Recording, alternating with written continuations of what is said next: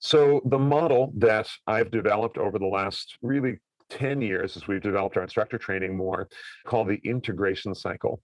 And this is the process of going from drill, from that learned rote environment, to a skill, something that's integrated into your body. Our goal here is to take these things that live in this very rote, heady place at the beginning and make them something that we can intuitively and authentically express.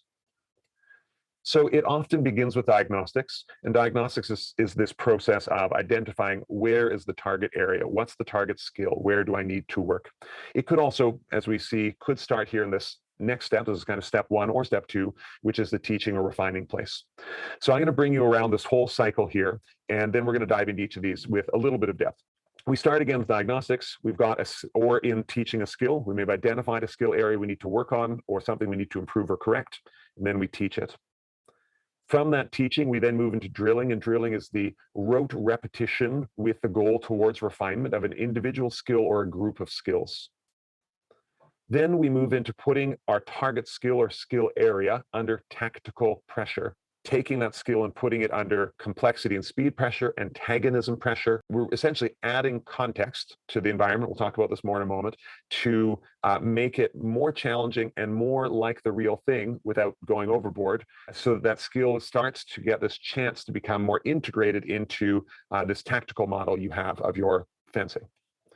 Then we expand that tactical pressure into martial games and scenarios. These are abstractions of the performance environment of sparring that aren't as rich as sparring is. They're much more narrowed so that we can ensure that the target skill or skills come up more than anything else.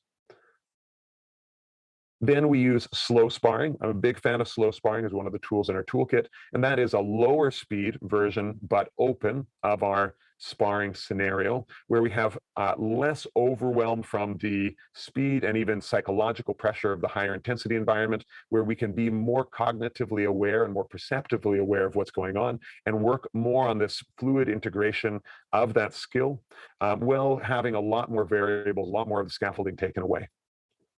From there, we go into directed sparring. So this could be at slow speeds, it could be at higher speeds.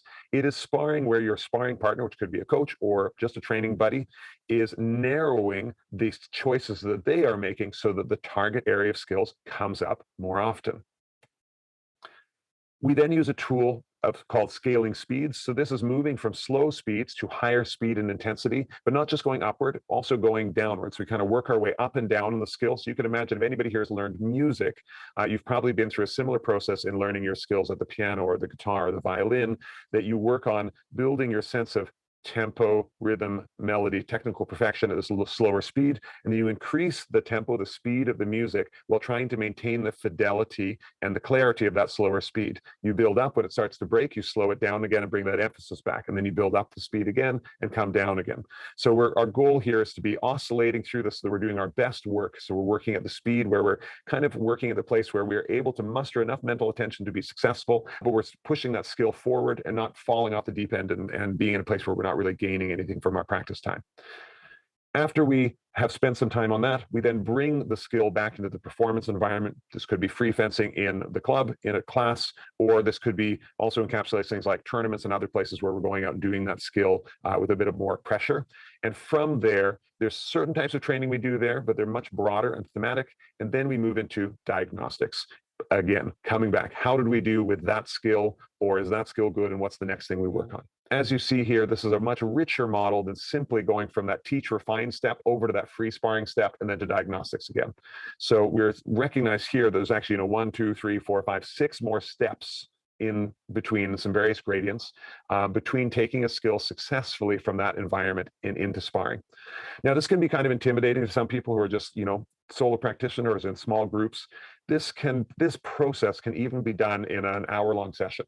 You can structure a class, a practice session, a personal training routine that goes through all of these stages. And I'll touch on that and try to give you a little bit of a takeaway model for that as we go.